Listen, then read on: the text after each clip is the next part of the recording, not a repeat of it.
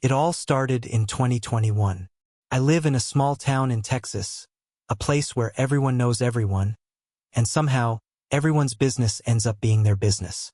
I married Emily when we were in our mid-20s. I had just started my career in finance, and she had just started her job as a nurse. We both had the same goal: to build a life together, grow our careers, and someday raise a family. Things seemed perfect. We had a son, Ben, who was 8 at the time, and a daughter, Lily, who was 10. They were everything to me. Ben was the sweet, quiet kid who loved Legos and superheroes, and Lily? Well, she was a little firecracker, always getting into trouble, always asking questions. She and I had a special bond. She had my sarcastic sense of humor, and we would often spend weekends talking about how much we hated the pop music on the radio. Emily, she was great. Honestly, I thought we had it all. She was kind, smart, and a fantastic mom. At least, that's how it looked on the outside. We went to family barbecues, holiday gatherings, and I was always there for her, supporting her dreams while she did the same for mine. But something shifted, and I didn't even see it coming. It started with the little things. Emily became more distant. She stopped coming to family events, leaving me to handle everything. She was always busy at work or catching up with friends. When she was home, she'd zone out on her phone, scrolling through social media, avoiding eye contact. The usual. But I didn't make a big deal out of it. I kept busy with work and the kids. One evening, I got home late from work, around 6 p.m., and that's when I noticed it. The house was quiet. Normally, Emily would greet me at the door, and the smell of dinner would be in the air. But there was nothing. No dinner cooking, no kids running around. I figured they might have been out, so I went upstairs to change. That's when I saw it. The black dress laid out on the bed. It was short, a little revealing, with matching heels and lingerie. I had no idea what was going on, but my gut told me something was off. Emily wasn't in the room. I went into the bathroom and found her putting on makeup. "Where are we going?" I asked, loosening my tie. I figured she had some kind of special evening planned. "We're not going anywhere," she replied matter-of-factly. "Then why the dress and everything? Where are the kids?" I asked, still trying to make sense of it. "The kids are out with their friends." "I'm going out tonight," she said, almost too casually. "A date?" I asked, feeling a mix of confusion and disbelief. "With who?" "With Steven," she replied. That was when it hit me. Steven was one of her colleagues, a guy I'd heard about, but I never imagined there was anything between them. "A date? You're going out on a date?" "With him," I stammered, trying to keep my voice steady. I didn't know what to say. All these years we'd been fine. And now this? "I need this," she said, almost as if it was a simple request. "I just need one night to remind myself that I'm still desirable. If you really loved me, you'd understand." I stared at her, trying to wrap my mind around her words. "You think I'm just going to accept this?" I asked. "After 15 years of marriage? You want to go out with another guy?" She sighed. "It's just one night. It doesn't mean anything. I'll come back, and everything will be fine." That was when the anger hit me. The disbelief was still there, but it quickly turned to something more. "You're willing to throw away everything for one night? You think this is nothing? Don't make this harder than it has to be," she replied. "I'm going, and if you try to stop me, things will get ugly.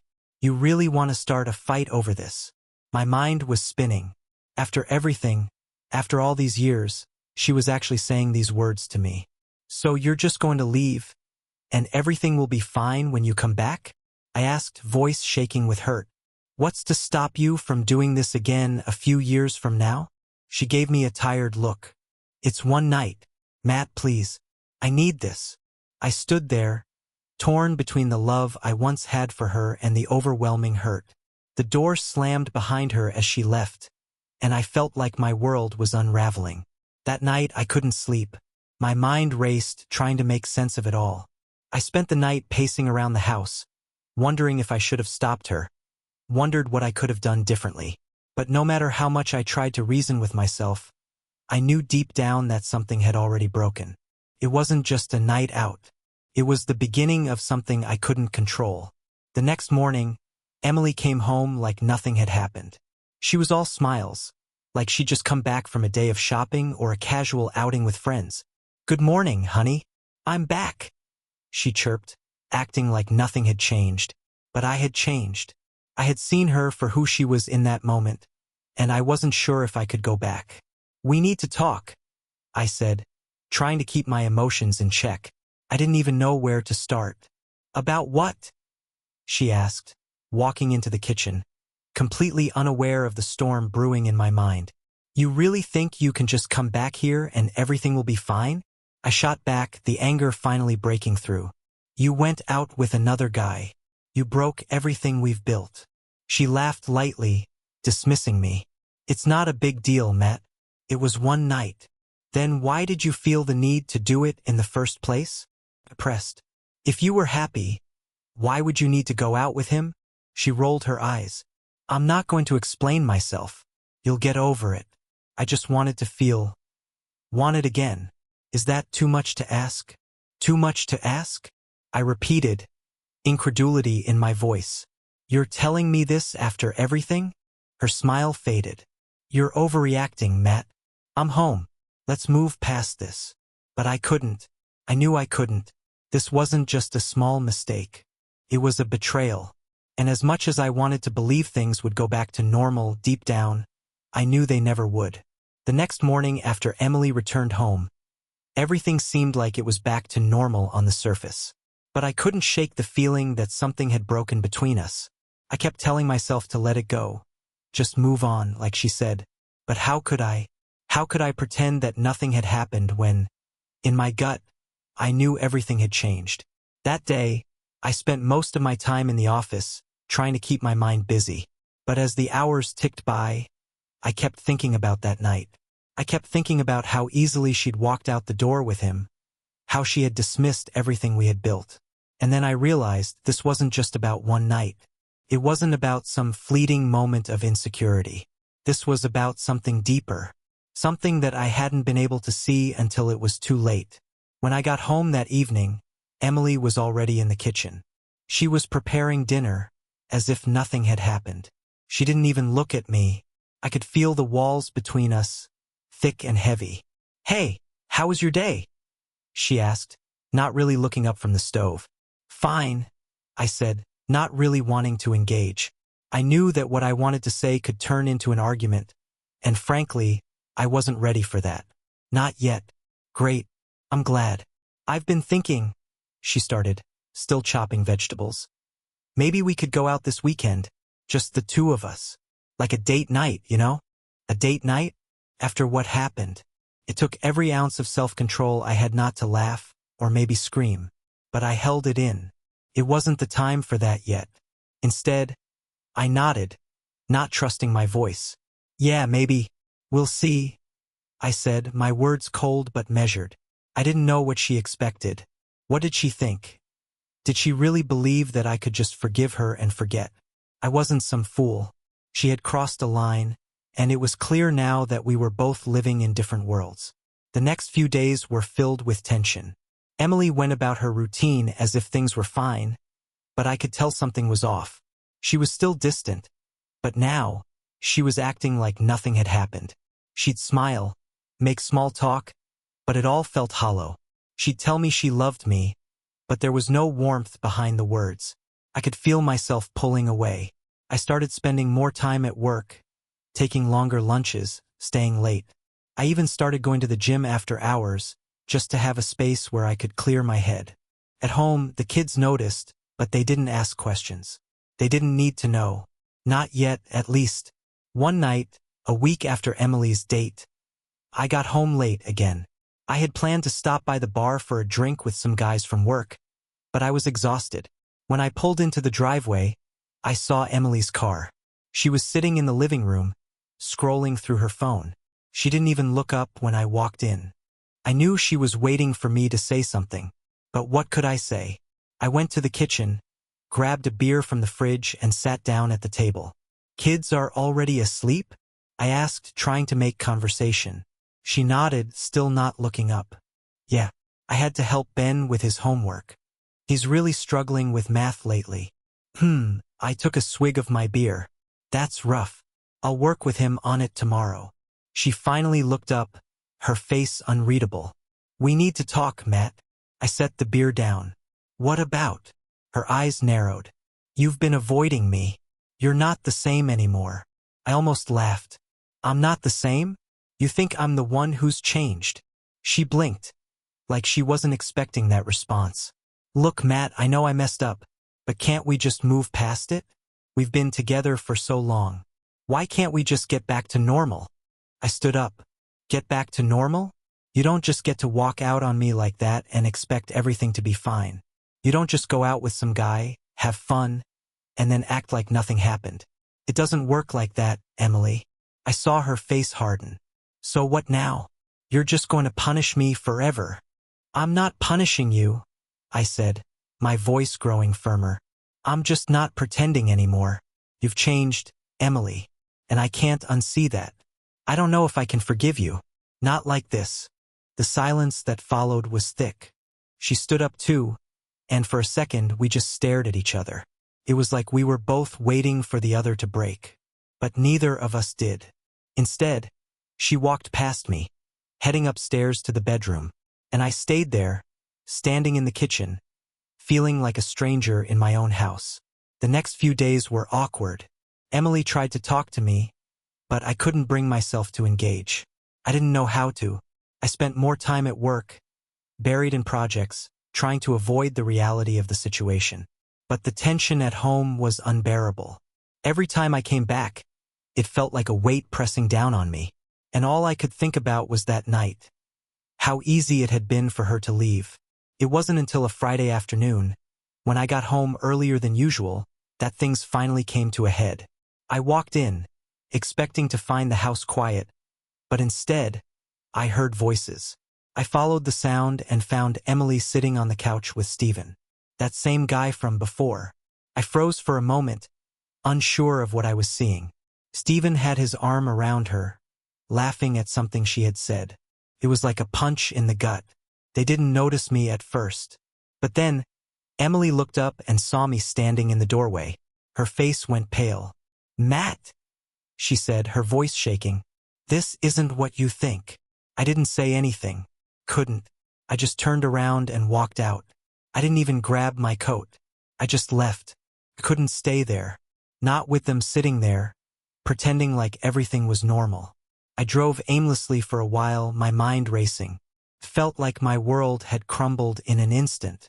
Everything we had built, everything I had fought for, and now I was sitting in my truck, alone, with nothing but the sound of my breath in my ears.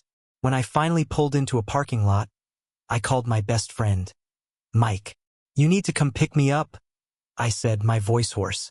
I can't do this anymore. He didn't ask any questions. He just told me to stay put. I sat there for what felt like hours, just trying to get a grip. I had no idea what to do next. Emily had crossed the line, and I didn't know if I could come back from this. After I left Emily and Stephen sitting in the living room, I drove, and I didn't know where I was going. Felt like everything was closing in. I had to get away, clear my head. But how could I? Every time I tried to focus, I saw Emily's face. I could still hear her words from that night, and I couldn't shake the image of her with him, sitting there so casually, as if nothing had ever changed between us. Mike showed up about an hour later, his truck pulling into the parking lot where I was parked. He didn't ask any questions. He just opened the passenger door, looked at me and said, "Let's go for a drink." We didn't talk much that night. It was just one of those moments where you didn't need to. Mike knew I needed space, but he also knew that I needed to talk. The two of us sat there in the dimly lit bar, and for a while the beer was all I had to focus on. After my third, Mike asked, "What are you gonna do, man? You can't just keep running from this." I didn't have an answer for him. I was in a fog. Every thought was clouded by the betrayal. My mind was spinning in circles, and nothing made sense anymore. It wasn't just what Emily had done. It was how she had done it. The way she looked at me when she came back. She wasn't even sorry, and that's what hurt the most. I remember getting home that night, still drunk, still numb, and stumbling into the house. I passed Emily's room, where she was already asleep, probably pretending nothing was wrong. But I knew. I couldn't ignore it anymore. The next morning, I woke up feeling like the weight of the world had crushed me. I tried to shake it off, tried to go about my day, but nothing worked. I went through the motions, but I couldn't focus. At work, I was distracted. At home, everything felt off. Even the kids, who had always been a source of joy, seemed distant. I could see that they noticed the tension, but I couldn't talk to them about it. They didn't deserve to be in the middle of this. It wasn't until later that evening that things started to unravel again. Emily came into the living room around dinner time. She had that look on her face, the one that always came before she wanted to have a conversation about feelings, and I wasn't ready for it. "Matt," she began, her voice calm, but I could hear the underlying nervousness. "We need to talk." Again. I shot back, my frustration bubbling up. "What now?" She frowned, clearly taken aback. But she pushed forward, trying to keep her cool. "I know this has been hard for both of us, but I'm trying here. I really am. Trying." Couldn't help but scoff. "You were out with him, Emily. What did you think was going to happen? That I just act like everything was fine?" She shook her head, her eyes softening with regret. "I messed up, okay? But I didn't want to hurt you. I don't know what happened. I just needed a reminder of who I was." I looked at her, really looked at her for the first time in weeks, and I couldn't recognize her anymore. This wasn't the woman I had married, the woman I had supported through everything, the one I had dreamed of growing old with. "You think you can just fix this by saying sorry?" I asked, my voice breaking. "Do you have any idea what you've done to me? To us?" Her eyes welled with tears, and for a split second, I thought maybe she understood. Maybe she'd get it. But then the words came, and they hit me like a punch in the stomach. "I'm not asking you to forgive me. I want to try and make it work. For us. For the kids." That was it. The words hung in the air, thick and suffocating. Couldn't breathe. Couldn't move. I wanted to scream. How could she ask that? How could she think I could just sweep this under the rug and go back to pretending? "I can't," I finally whispered, the words barely audible. "I can't keep living like this. I need more than just trying. I need trust. I need respect. And right now, I don't have either of those." She looked at me like I had slapped her. And maybe I had. But the truth was, I couldn't do this anymore. I couldn't live with the woman who had shattered everything I believed in. She opened her mouth to say something, but I didn't want to hear it. Not anymore. "I need space," I said, cutting her off. Emily's face crumbled.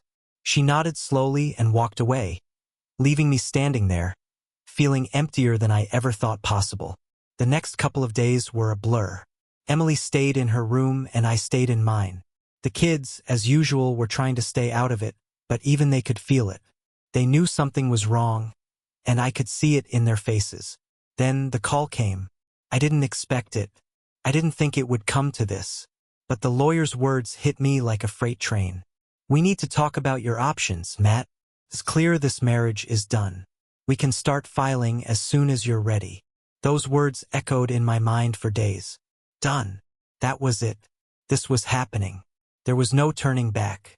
And in a way, part of me had already accepted it. I called Mike that night. "I need you to come over. I can't do this alone." He didn't hesitate. Less than an hour later, he was on my couch, a beer in hand, ready to listen. He didn't say much. He didn't need to. But when I finally spoke, the words tumbled out, faster than I could control. "I'm done, Mike. I'm done with her. I don't even recognize her anymore." He looked at me, silent for a moment, then nodded. "You've been telling me for months, Matt. You knew this was coming. She made her choice. Now it's time for you to make yours." The weight of his words hit me like a slap in the face. He was right. I had been ignoring the signs. I had been waiting for something that wasn't coming. Emily wasn't going to change, and I couldn't keep living this lie. Days turned into weeks, and the tension between Emily and me continued to grow. The house, once filled with laughter and warmth, now felt cold and empty. We passed each other like ghosts, moving through the motions but never truly present. The kids, sensing the distance between us, started to withdraw as well. It was like we were all living in a bubble, waiting for it to burst. But it wasn't just the silence that was unbearable. It was the unspoken words, the things we both knew but never said. Emily had made her choice. She had gone out with Stephen, and the consequences of that decision were still echoing through our home. I couldn't look at her the same way anymore. I couldn't trust her. One night, I was sitting at the kitchen table, scrolling through my phone, when Emily walked in. She had been at work all day, and the kids were upstairs, probably glued to their screens. It was just the two of us again. "Matt," she started, her voice hesitant. "We need to talk." I didn't look up. I didn't need to hear it. But I could tell by the tone in her voice that she wasn't going to back down this time. "I don't think there's much left to say, Emily."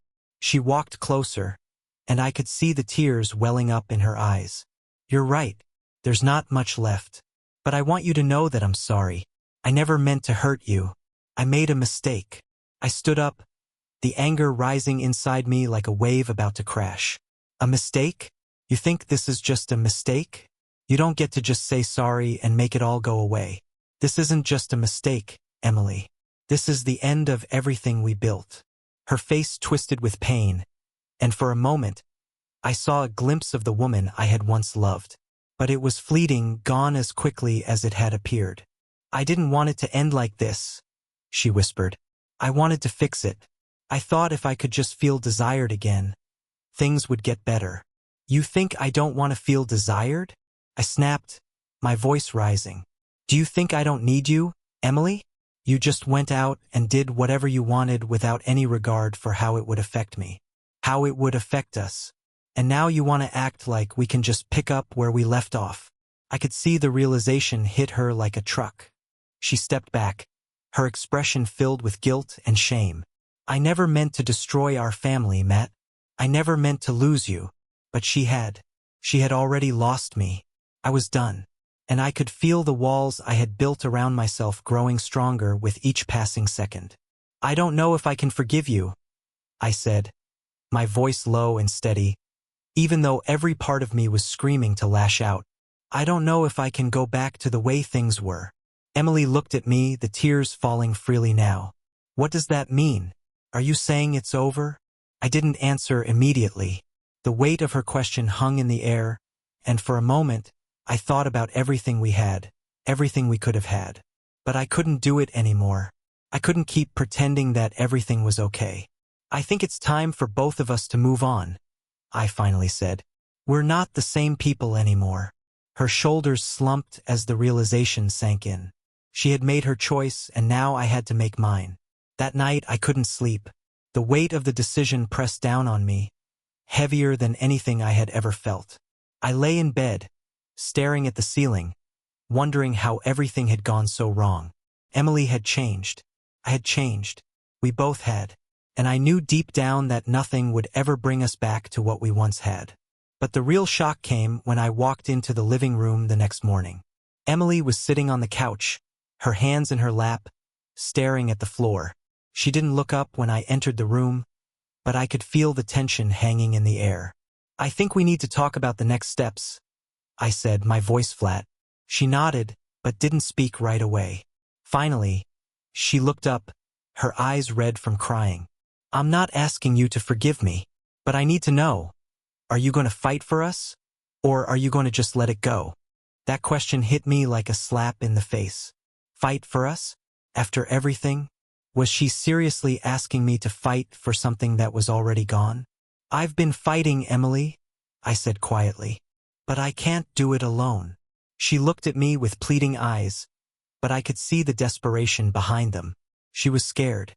She knew I was walking away, and that was the hardest part. I knew what I had to do, but it wasn't going to be easy. We had built a life together, family, and now all of that was crumbling.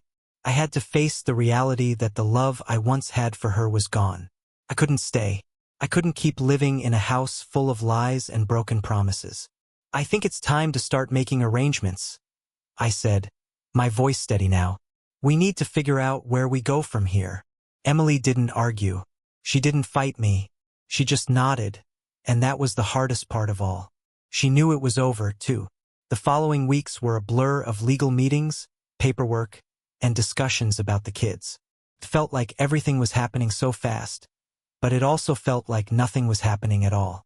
I wasn't sure if I was even ready for what was coming next, but I knew it was inevitable. I'd been talking to a lawyer, trying to figure out the best way to navigate the divorce. It wasn't just about splitting the house and the assets, it was about the kids. And that was the hardest part. They had already been through so much, and now they were going to have to go through this. But as much as I tried to focus on the kids, the reality of what was happening still hit me like a ton of bricks every time I walked through the door. Emily and I barely spoke anymore. We were both just going through the motions, waiting for the divorce to be finalized, waiting for the end to come. And then, one day, it happened. I was sitting at the kitchen table, going over some paperwork, when I heard a knock at the door. I wasn't expecting anyone, so I got up to answer it. And there, standing on my doorstep, was Emily. She was holding something in her hands, her expression unreadable. "I'm sorry," she said, her voice barely above a whisper. "I've been thinking about everything, and I realize now, I've ruined everything.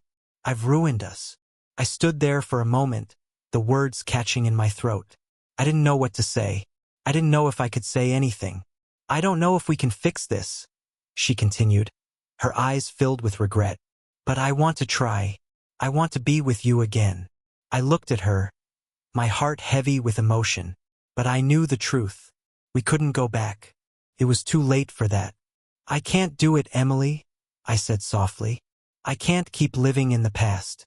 We've both made our choices. And now it's time to move on." Her eyes welled up again, but she didn't say anything. She just stood there, holding the last piece of our broken past in her hands. And then she turned and walked away. The weeks that followed Emily's last visit were some of the most difficult of my life. The weight of the divorce, the constant reminder of her betrayal, and the looming uncertainty about the future made it feel like I was walking through life in a fog. I wasn't sure if I was even ready to face what was coming. But the truth was I had already faced it. The decision had been made. Emily had made her choice and I had made mine. I focused on the kids as much as I could, trying to keep things normal for them. Ben, being the quiet one, didn't say much about the changes. But I could see it in his eyes, the confusion, the worry. He was only 8, but he was smart. He could sense the distance between Emily and me. And Lily, my little firecracker, was a different story. She was angry, so angry. She didn't understand why things were changing, why we weren't a family anymore. She blamed me. She blamed Emily. And part of me couldn't blame her. But another part of me knew she was just a kid, trying to make sense of the mess we had created. The hardest part, though, was the silence. The house felt hollow even when it was full of people. Every conversation seemed like a game of pretend. We would go through the motions, dinner, homework, bed. But the moment we were alone, the tension would rise again. It wasn't just the kids who could feel it. It was me. And it was Emily. She stopped trying to fix things. Maybe she realized it was too late. Maybe she didn't know what else to do. But the woman I had once loved, the woman I had fought for, was gone. In her place was someone I didn't recognize. Someone who had broken everything without a second thought. And I couldn't go back. No matter how many times she apologized. No matter how many times she said she was sorry. One evening, about a month after she left the house for good, I got a call from Mike. I hadn't seen him in a few weeks, and I knew we needed to talk.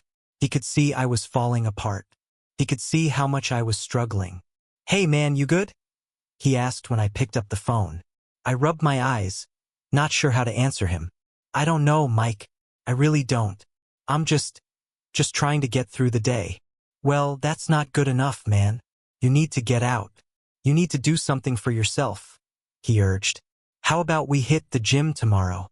Or grab a drink?" I didn't feel like it, but I knew I had to do something. I couldn't stay like this. "Yeah, all right. Let's do it. I'll meet you at the bar at 7. The next night, I showed up at the bar, feeling a little better just knowing I was getting out of the house.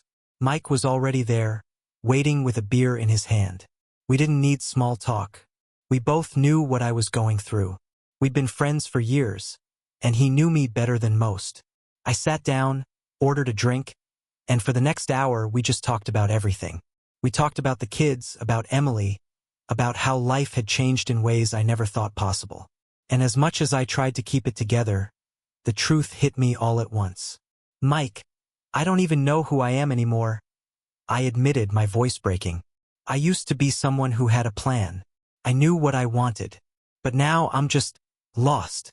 Mike took a long swig of his beer before answering. "You're not alone, man. I know it feels like it, but you've got to start living for yourself again. You can't keep holding on to the past. Emily's not the woman you married anymore. And maybe you're not the man you were either." His words stung, but they were the truth. I wasn't the man I used to be, and maybe that wasn't such a bad thing. Maybe it was time to stop pretending I could go back to what we had. The truth was, I was never going to forget what she did. And every time I looked at her, I couldn't erase the image of her with Stephen, of the lies she told, of the trust she shattered. But then Mike said something that shifted everything. "Matt, sometimes it takes hitting rock bottom to realize you've got everything you need to move forward. You've got the kids. You've got your health. You've got your life. And that's more than some people can say." I didn't know what to say to that, but for the first time in a long time, I felt a flicker of hope. Maybe this was the turning point I needed. Maybe I could stop wallowing in the pain and start figuring out what came next. A week later, I made the decision. I was moving out. I didn't know exactly where I was going yet, but I couldn't stay in that house anymore. Every room held a memory I wasn't ready to face. The walls felt like a prison, and I needed to break free. I called the lawyer the next morning. "It's time," I said. "Let's start the paperwork." Things moved quickly after that. The lawyer began drawing up the divorce papers, and we started discussing custody arrangements. It wasn't easy, but it felt necessary. The kids deserved a stable environment, and I knew I could provide that for them. Emily and I were barely speaking at this point, but we both knew the end was near. It wasn't long before I found a small apartment on the outskirts of town. It wasn't much, but it was mine. I wasn't ready to move on completely, but I knew I needed a fresh start. I didn't tell the kids right away. I didn't want to upset them more than they already were. But the time was coming when I would have to sit down with them and explain what was happening. The day I told them, I could see the pain in their eyes. Ben didn't fully understand. He just wanted everything to go back to normal. But Lily was angry. She was furious with me. She blamed me for everything that had happened. She didn't want to hear about it. She just wanted her mom and dad to be together. "Why are you doing this?" she cried, her voice breaking. "Why can't you fix it? You're just leaving us. You're leaving me." I had never seen her so upset. Tore me apart. But I knew, deep down, that this was the only way forward. It wasn't just for me, it was for them too. "I'm not leaving you, Lily," I said softly. "I'm just not going to live like this anymore. It's not healthy for any of us. But I'll always be here for you. I'll always be your dad." She didn't say anything after that. She just hugged me, her small arms wrapped tightly around my waist. And that was the moment I realized something. I wasn't just doing this for me. I was doing this for them. The weeks following my move to the apartment were a blur. It wasn't just the stress of the divorce or the struggle with the kids. It was everything. The weight of the situation seemed to hang over me, pulling at my thoughts constantly. Emily and I had exchanged a few texts, mostly about the logistics of the divorce and custody arrangements, but the words felt empty. We were both just going through the motions now. And as much as I tried to stay strong for the kids, I could feel myself unraveling.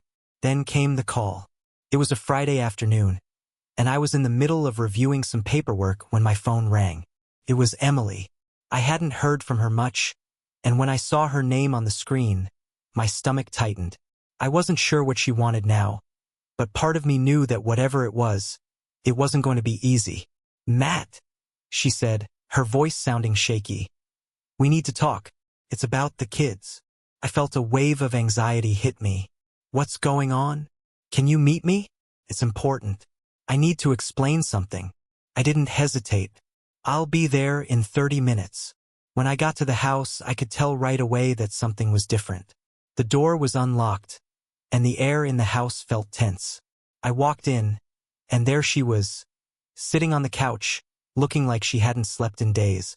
Her face was pale, and her eyes were red from crying. This wasn't the Emily I had known.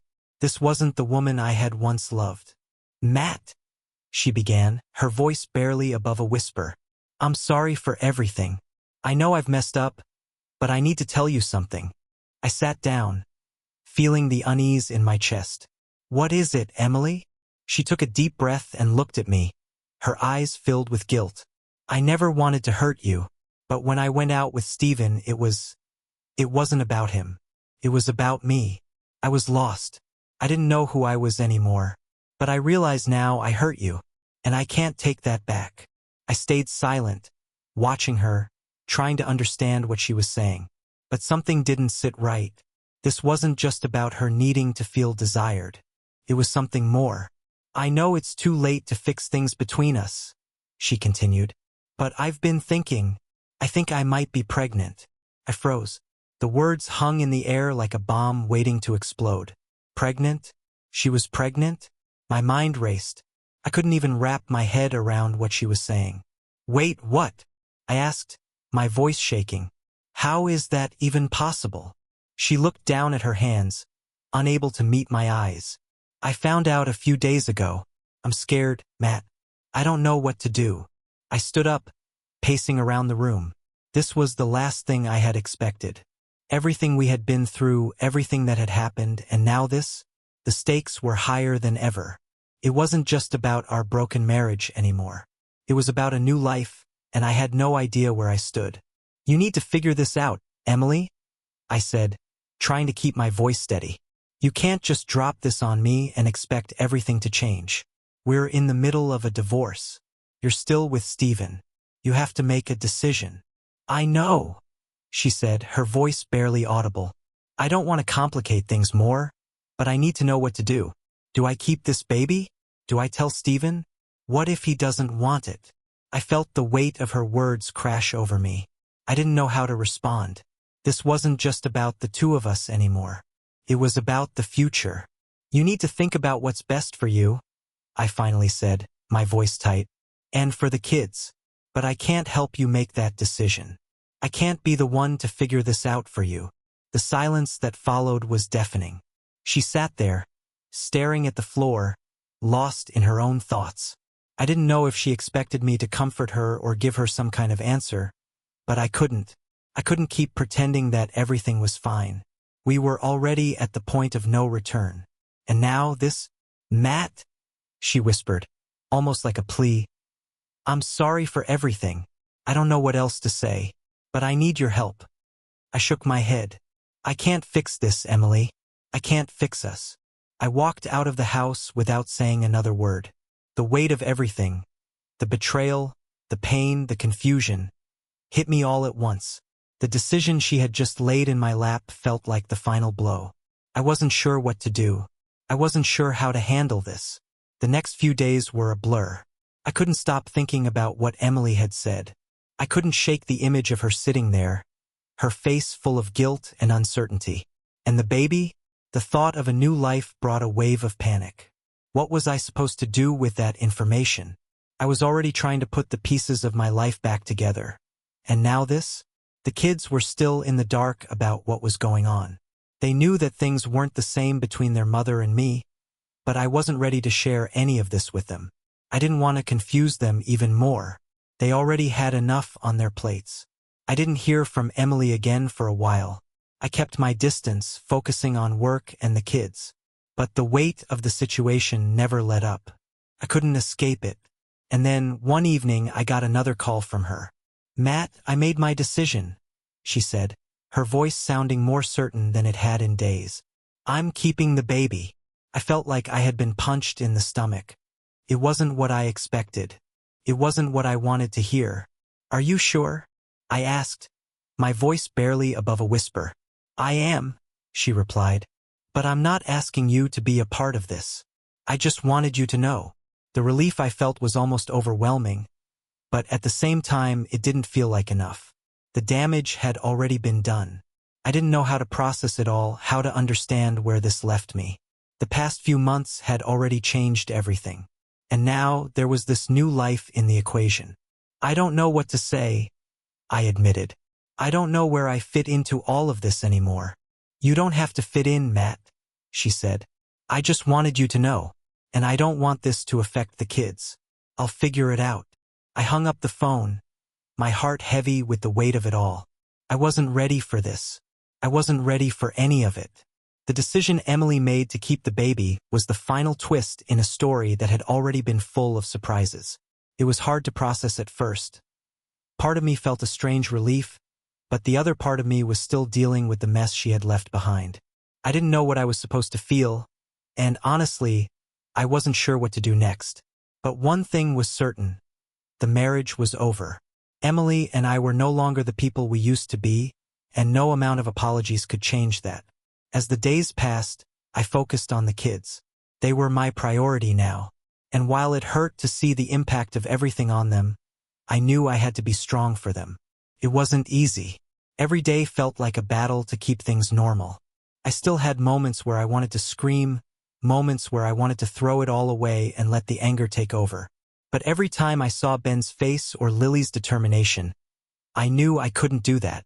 I had to be better for them. Lily's anger started to settle over time, but it was clear that she blamed both Emily and me for what had happened.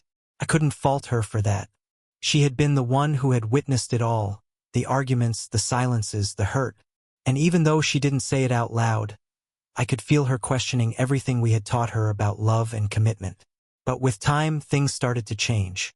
Lily began to open up more, started to talk about her feelings, which I took as a sign that she was beginning to process it all. And Ben? Well, he was a lot quieter about it. But I could see it in his eyes. He wasn't as carefree as he used to be. I spent extra time with him, making sure he knew that no matter what, I was still his dad, and I always would be. As for Emily, things didn't get easier. We still had to work through the details of the divorce and custody, but every time I saw her, it was like I was looking at a stranger. The woman I had married, the woman I had trusted with everything, was gone. The betrayal wasn't just in the affair with Stephen. It was in the way she acted like nothing had ever happened, the way she still wanted to hold on to something that was already lost. I couldn't live like that. I had to let go. The day the divorce was finalized, Emily and I met at the lawyer's office. There was no big confrontation, no shouting matches. It was almost anticlimactic. She signed the papers and I signed mine, and just like that, we were free. Free, but forever connected through the kids. I thought maybe there would be some relief, but honestly, it felt hollow. It wasn't the closure I thought I would get. But I didn't dwell on it for long. There was too much to look forward to, too much of my life still left to live. A few months later, I had settled into my new life. I still lived in the apartment, but I had made it my own. It wasn't much, but it was mine. I started picking up the pieces of my life that had fallen apart. I got back into a routine. I went to therapy, something I had been avoiding for a while. I needed to understand myself better. I needed to understand how I had allowed everything to happen the way it did. And little by little, I started to feel like myself again. The kids still spent time with me, and we began to build a new normal. I took them to the park, went on weekend trips, and even had dinner with them a few times during the week. The hurt wasn't gone, and maybe it never would be, but we were moving forward. I was starting to see them heal, too. Then, out of the blue, Emily called me one day. It had been a while since we'd spoken, but she had something important to tell me. She said she had made peace with everything. She wasn't sure where we stood anymore, but she wanted me to know that she had been seeing a therapist, too. She was trying to work through the mistakes she had made. I didn't know what to say, but I nodded. I wasn't angry anymore. I was just done. The past was the past, and as much as I had wanted her to change, I realized that I couldn't hold on to the hope that things would go back to how they were. I'm glad you're trying to heal, I told her. But I'm not sure we can ever be what we once were.